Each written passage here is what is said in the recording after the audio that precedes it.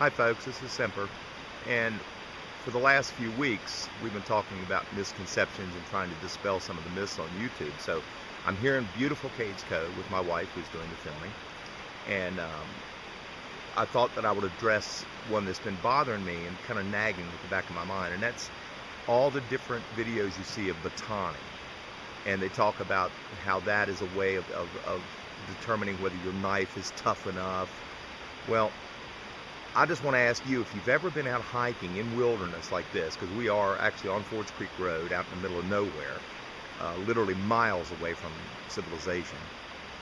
And have you ever been out in a place like this and walked up and found a nice little pile of firewood that's obviously been cut with a chainsaw? Because I never have. The chainsaw fairy apparently doesn't follow me around.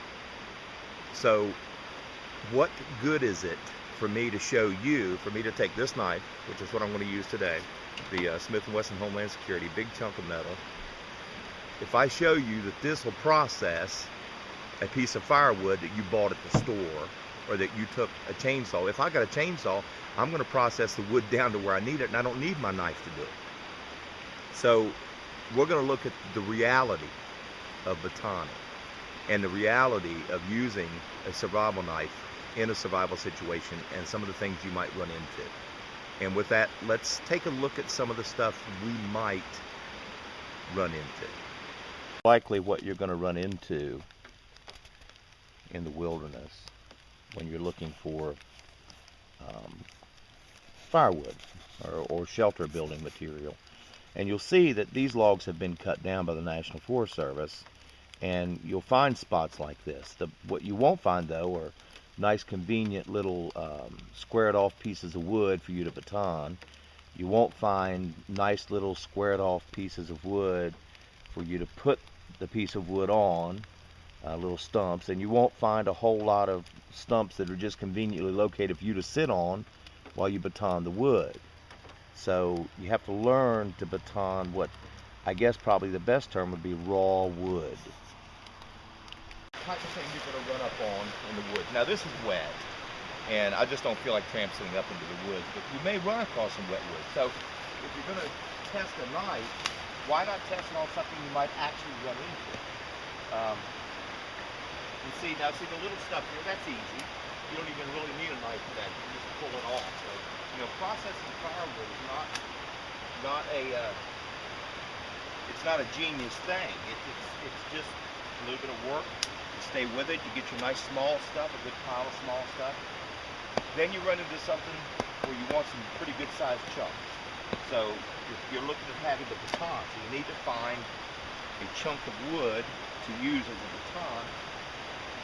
And that is quite frequently harder than it looks, but not impossible. You find you a good chunk of wood.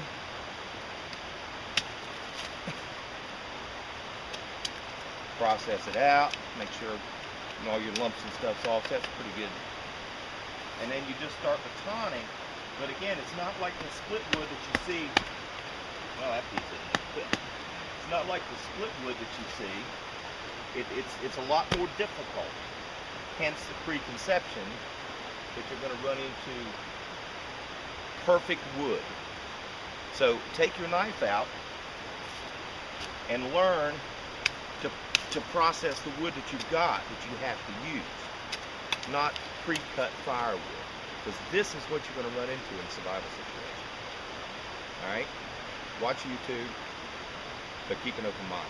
This is Semper, and we're out. Good chunk of wood, make us some good firewood, but we need to process it. We need to get it smaller than it is, and the way we do that is by batoning.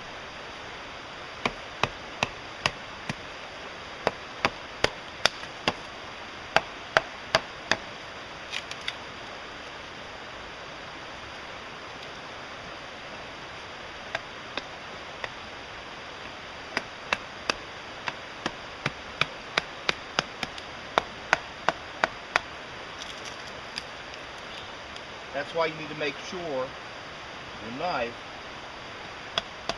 is a full tang, good hunk of steel, then you start getting into some real firewood. That's processing firewood in the wild.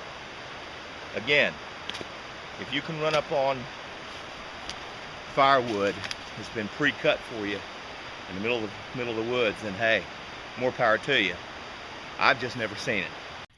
So, just remember, when it comes to learning these survival skills, get out here where it's wild and practice.